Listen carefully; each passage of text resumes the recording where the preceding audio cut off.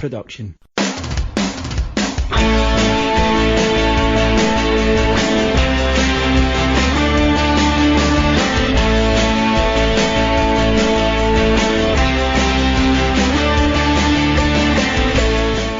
Welcome back to Heart and Hand. I'm your host, Adam Thornton, and we are joined again by Michael Statham. Michael, I think the last time we had you on the podcast, we were talking about Giovanni van Bronckhorst becoming the Rangers manager.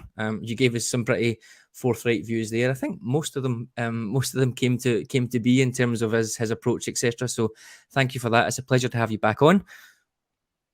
Thank you. Thanks for having me. Yeah, always a pleasure to talk about Dutch football. Yes. So tonight's topic, we're going double Dutch, I guess. We've got Sam Lammers, who has signed from Atalanta and has bounced about a couple of other Italian clubs, but obviously is Dutch and has played for Heerenveen, PSV, and the PSV youth teams. So you've seen a fair bit of him. And we're also going to talk about Cyriel Dessers, who hasn't signed for Rangers, but I'm not sure it qualifies as a saga yet, but it certainly has been going on for a couple of weeks, and it feels like we're in a negotiating period. So we'll see how that goes. But I know you have a lot of thoughts on him from his time in Holland as well, so we can dig into both of them.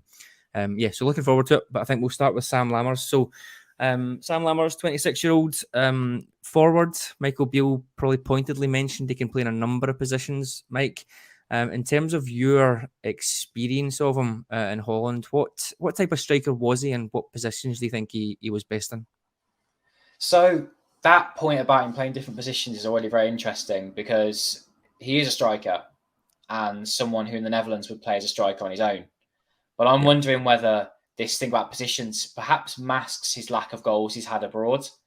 And therefore I'm interested to see what Beale may do with him. As part of like two strikers, that could work a little more for him. Yep. Lammers is left-footed though. That makes him more interesting when he's on the edge of the box. He can pull things onto his left foot. Decent strike from distance. A lot of the things are quite okay, decent. No, he doesn't really stand out for like strength or pace, but he's technically good. Like he's all right at holding the ball up. But yeah, his goal rate away from the Eredivisie, where he only spent one full season really, by the way, at mid-table Heerenveen. You know, that hasn't been good in the Bundesliga and Serie A. Which I'm sure we can get more into. But yeah, I think the key thing that comes to my head when I think about Sam Lammers is when he was coming through as a young player, he was someone who we touted at Football at Anya for being a wonder kid. He was someone who we thought he's got the potential to be a starting striker for the Dutch national team, for example. Yep. And it just never quite happened. And that's mainly because of a knee injury. Yeah, I was going to say that. I think that seems to be the case with so many, that they do very well, and then that sort of knee injury derails them. In terms of his position, where we think he's going to play, Michael Beale has been quite flexible, but for the last, I would say, 4 months or so, he has sort of settled on a 4-3-1-2. We've had Todd Cantwell in the number 10 position, and then we've had two split strikers. We've had Alfredo Morelos as our sort of number 9, and then we've had Fashion Sakala, who, to my mind, is more of a sort of wide forward, if you like, but he's been playing up there as a 9. He obviously will drop deep and play the channels. From my viewing of Lammers, of which I have watched a fair bit, I see him in that sort of more withdrawn split striker role. The number 9 will be there, and we're assuming that will be Cyriel Dessers, but we don't know. But then Lammers will play ahead of a 10 in that sort of position, be able to drop deep, link play. He does seem to have decent technical ability. I'm sort of assuming he'll be on the right-hand side as well, and then coming in on his left foot. So that's roughly where I see him playing. But the manager himself has said if there's times that we flip to 2 10s and a 1, as we have done in the past, then he possibly sees him playing in there as well. Is that something you would be thinking that would work? I think that can work. And that's because, like I said, he's not stand out for being like strong or anything, but that's what I can see him doing. He holds the ball up quite well. When I watched from Netherlands, he was good at like little flicks and could just keep the ball going. Dutch players are known to be technically very good and good passes, but I feel him as a striker can link up in those ways, going out into those wide areas and keeping the ball in, moving on to the next player, move on to Cantwell, for example. But I liked him when he was expected to come up with the goals at Heerenveen, because this was at a time he had scored a lot of goals for the Dutch second division for young PSV, which is a second team. And then they got that loan move that he really, really needed in the Eredivisie. scored bags of goals, and then you're going, right, now hit it at PSV, and he was going to be one of 2 strikers throughout the season to get lots of games, being in Europe and the Cup and everything else. Then he got this knee injury, kept him out most of the season. We had a handful of games, I think 7 games, something he came back for. Scored once, twice, but was given a lot of minutes by PSV. Was trusted a lot to play. Mm-hmm. And then COVID struck, I think it was, from what my recollection of the season. And then after that, knee injury, not really coming back to play that much. And then COVID interrupted the season a lot in the Netherlands. They didn't actually resume their season. They waited from, I think it was March till about August to start again. And then he was away with Atalanta. And I think it's just a wrong move for him. The Italian club have known to have produced, not produced, but have actually taken good Dutch players and make them into great ones. Mm-hmm. And he fell into that category, didn't make that. And then it was loan move after loan move, never really settled.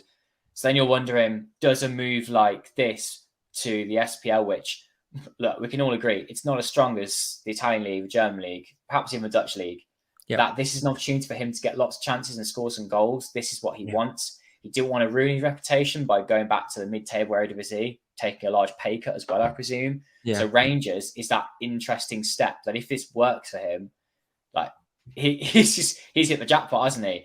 But if it doesn't, then where does his career go after Rangers would be my question. So I'm hoping he gets lots of games. Yeah, it's a tricky one. I think I sort of think the same as you. I think we can't really tell very much from his loan spells last year. I don't think you can, no. No, Empoli mid-table, but still not going to get huge amounts of domination in terms of games. And Sampdoria were awful last year, like really, really bad. So I'm not sure we can tell a lot about that.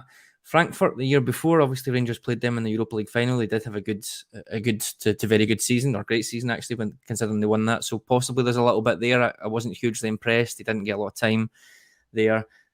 Similar to Atalanta the year before, again, not a huge amount of minutes. So those are the 2 that I'm sort of focusing on in terms of the not so good, I guess, and trying to figure out where he might come in. That being said, playing for Atalanta and playing for Frankfurt is still a different prospect to playing for PSV in their league and playing for Rangers in our league, and just in terms of the complete dominance you have on the ball and teams sitting back, etc. So even though I think those are probably a fair barometer of what he might be like, that the PSV one for me would have been the one that I would have been wanting to look a bit more at. Like you said, really unfortunate that he got injured and COVID struck, etc., and probably never really got the chances that he wanted to.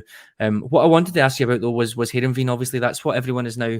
Rangers fans are now basing their opinion on. I guess it's the good spell that he had, or the very good spell, and they're saying if we can get the player that did this, then that would be great. But what I wanted to ask you is a while ago. But in terms of Heerenveen at that point, what were they in the Dutch league? Were they top 6, top 10? Was it a team that would just sit on the counter-attack and break, and he would be able to get chances that way? Or were they more possession-focused, very attack-minded? What were they kind of like at that time? Well, nowadays, Heerenveen are a bit more conservative with the new head coach they've got, but they have been known before that last couple of years as being quite attacking, often on the cusp of the European playoffs. Year after year, they get into it. Always bring young talent through, especially Scandinavian talent. And they always seem to have a striker that scores bags of goals. Finn Bogersson's one, Afonso Alves. There are lots of strikers I've had throughout the years that have maybe gone on to flop a little bit abroad, but they always do seem to produce one that scores a lot of goals. And Lammers was one of those that he was trusted. He was signed on loan specifically for that. Like, you are going to be the starting striker. You'll be trusted with it. And we need to score the goals because there isn't going to be somebody else behind you that's really going to pressure you. That's what happened, and the kind of confidence helped him. They weren't a team that they didn't necessarily sit back on the counter attack, but they did play some decent football. And his goals are quite spread out throughout the season. I think he scored about 16 in a full season Eredivisie. It's about 1 in 2. And it was quite, 1 goal here, missed game there, 2 goals there, and so on. So I thought it was pretty good form for him. And like I said, we were then expecting him to go back to PSV and get lots of chances. That injury just such the wrong time for him in his career. It was gutting. Yeah. The other example that Rangers fans are using is Todd Cantwell, who signed in January and hadn't had a good time at Norwich. I think for me that was mostly change of manager, change of style, etc. at Norwich that never really helped him. But he had, I believe, hadn't scored a goal or had an assist in about 2 years, I think, before he came to Rangers, Wow. which for an attacking midfielder is not ideal. At Rangers, I think he finished with 5 goals in his last 5 games, maybe, and I think he got another 5 or 6 assists on top of that. So what we're sort of again pinning our hopes on there is just because a player doesn't score goals at a club the year before doesn't mean he's terrible. It doesn't mean that he won't score in this league. I think Cantwell himself referenced that there are other things that can go on. We think of these players as robots, and we think they've always got the confidence, etc. But there are things that will go on. Obviously, the injury. But for Lammers, personality wise, as much as you kind of know, what do you see in him? Is there anything that you see there that might mean he is the type of player that maybe just needs an arm around his shoulder and a starting slot and someone to sort of believe in him, or has he got that sort of confidence anyway? I'm not going to pretend that I know that I've not interviewed him. However, when he was coming through as a young player, I know that he was someone who was just that quite stereotypical. I'm going to work really hard and try and break through. And that loan move to Hedenveen was good because he accepted that and wanted to prove somewhere else that he could do it. And he did that. And from what my recollection as well is that Hedenveen side actually weren't one of the strongest of the last sort of 10 years. Cool. Defensively quite poor. Those goals were needed by him. Yeah. And I'm looking at the players that they played at the time, and they've gone to have quite mediocre careers in a way, apart from 1 or 2. So you can see he's standing out in quite an average bunch of players. And then you're looking just to get that player back.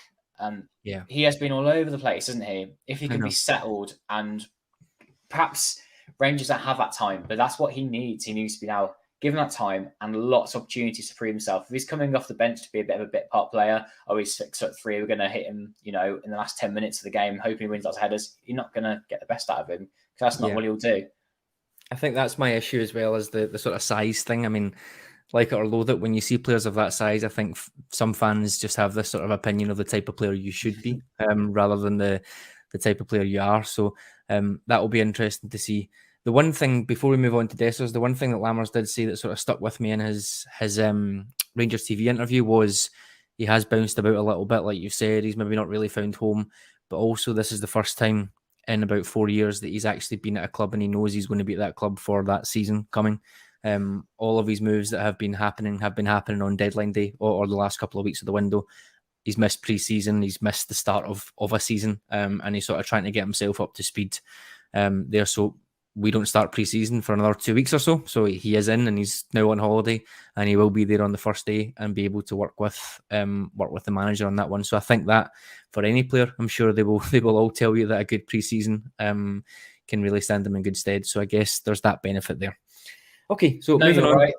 And I think what Rangers fans will look at is this guy didn't score goals. He's a striker that doesn't score any. What won a season? And I can appreciate that point of view. This move could really go either way, and it's really hard to pin what I think will happen. I think it will go well, but it won't go extremely well where he's going to be in a top goal scorer in the league. You're going to need a bunch of strikers like throughout the season to give you the goals. Absolutely. So that moves on quite nicely to a striker that I think we think will give us more goals if he is to sign, and that's Cyriel Dessers. Again, Cremonese didn't have a good time last year, certainly in Serie A. For me personally, I think a player playing for a relegated Serie A team who gets 7 or 8 goals in the number of minutes that Cyriel Dessers got was actually quite good. If I'm being honest, it's a really tough league. Not as tough to score in as it used to be, but it's certainly competitive and certainly tough. So I don't think there's any sort of shame there. However, if you go back to the year before, when he was on loan at Feyenoord, obviously quite a lot of goals there. Mike, talk to me about how he did that season for Feyenoord. So I really like Cyriel Dessers. I like him a lot. I think he's a very good striker. And if you get the right things around him, he's going to score bags of goals. This is the difference between Dessers and Lammers. I think I really hope there's substance this for your club and your fans, because I think it's a player that when he was coming through, always thought if he's given the opportunity, he's going to score goals. He didn't really get that at Utrecht when he was bought for a lot of money. Basically, scored loads of goals from a Dutch second tier. Utrecht, are a decent-sized Eredivisie club, gave him a chance to prove himself in the Eredivisie, but then never really got the minutes in the end to do that. And it was when he moved to Heracles Almelo, a team slightly below Dama League, about mid-table, did he then bag the goals, and that attracts attention to the finals. He was a bit of a late bloomer as well. Was a player that was trying to choose between being a Belgian international and a Nigerian international. He ended plump for Nigeria. Yep. Playing with final, got loads of games in the end in the Conference League, and was the top goal scorer. I might be wrong, but he was top goal scorer in the Conference League. Yeah, he was. In Yep. the first, in its first year. Almost averaging like a goal per game. It was ridiculous. He was absolutely adored by the fans, and he's so fed off that. And I think Rangers has got a similar appeal to it, similar size about it, the gravity about it. And I actually would compare him to Morelos in similar kind of striker style. Okay. Yeah. I think he is great when playing off the shoulder of a last line. He's a good poacher to have in the box. And I know confidence is everything in football, but Dessers is one of those players where it's going to be massive for him. Okay. It worked for him at Heracles in final. Those been his best spells. Two good, really good seasons in the Eredivisie. He's had okay seasons elsewhere. Obviously, the really top season in the Dutch second tier as well. Yeah. But you wanted him to bang in the goals in Belgium. He didn't quite to its extent. Is it at final or Heracles? And now I'm thinking if he goes to Rangers, he'll be very good. Yeah. I think that's one that I'm very excited about for everything that you've said. I think I could see him being a Rangers number 9 in that sense. Absolutely. Do you think there's a possibility there of a pretty good strike partnership then between Dessers and Lammers? I guess because that sort of looks like someone who's maybe an out and out striker with someone who could link a little bit deeper. It sort of starts to feel like to me they've both been linked together for as long as they've been rumoured. It was Dessers and Lammers, and then Lammers sort of moved ahead and actually signed. It feels like just on the face of it, it feels like that would be an interesting strike partnership. So I guess you could say as a partnership they might work well. Whether or not we get enough goals overall from the two of them would be an issue, but it certainly feels like it to me. Yeah, and when I think about this, it's a little bit like the whole Little and Large, isn't it? Peter Crouch, Jermaine Defoe. Yeah. But I can see that working because at Feyenoord it did, and Dessers played with Hustil, who's number 10. He's now at PSV. A number 10 who's quite good in the air, and similar physique to Lammers. And that worked really nicely with the link up, two players in the middle, almost works as 2 strikers together. Yeah. So yeah, absolutely. I can see why the club are doing that. And I do think there's genuine substance to it, by the way, that they've gone and chased Lammers and Dessers, 2 different kinds of strikers, but knowing they'd work well together. So I really do see that what the club have been doing there, whoever the scouts are. Yeah, no, it's interesting to see it all pieced together. You mentioned there Dessers playing with a 10. What was the sort of regular formation for Feyenoord that season? Did they change in the Europa League versus Eredivisie, or was it sort of set? No, it was like a 4-3-3, but more like a 4-2-3-1. And the number 10 pushed right up with the striker. Okay. And people may be aware of Sinistera, who was with Leeds, and you've got Johan Bach, who was with Brighton. They're two players who were. Sinistera in particular was very good, and I'm surprised it hasn't worked out from in England. Actually, Johan Bach not quite as high quality, but together it all worked really well and clicked. And it was that's why I had that special season when they got to the final of the Conference League, and in the end they couldn't afford to keep Dessers, and that's a club the size of Final, but the finance aren't really there in the Eredivisie, so he had to move on.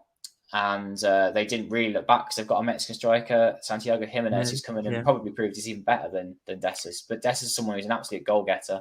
Yeah, I wondered about that though, because that's what I was going to ask you, because they said they couldn't afford whatever, I don't know what the fee was it 4 million or something like that, but they had then spent more money on other players. I guess it was just a sort of priority call in terms of the age of the player versus how much that they wanted. Yeah, there was that. And also Dessers was for a long time considered the second striker, but in the end started a lot of games. Right, okay. So they didn't want to sign him and say, you'd be the starting striker, because I think they didn't quite want that. They would have liked Jimenez and Dessers. Okay. But didn't decided not to. Yeah, okay. Yeah, because it's funny that I think when the rumours started to come out, everyone was sort of just looking at his league stats for Feyenoord, which I don't think were fantastic. However, then when you dig into how many minutes he actually played, and you're right, most of it was the sort of second half of the season, and then obviously you bring in the Europa League as well, the Conference League as well, then goals to minutes is very, very good across his whole career. So there was a ridiculous stat that he'd apparently scored, I can't remember now, but there was a ridiculous stat where he scored a lot of goals on the bench. if it was a most in Eredivisie history, or if it was something like a Wow. certain number of games on the spin where every time he came off the bench he scored a goal, and it Yeah. was all in the Eredivisie. Then you're wondering, well, why didn't he start more games? And that was it. Yeah. I think the time that Arne Slot just decided, you're great from the bench, so we're just going to keep you doing that.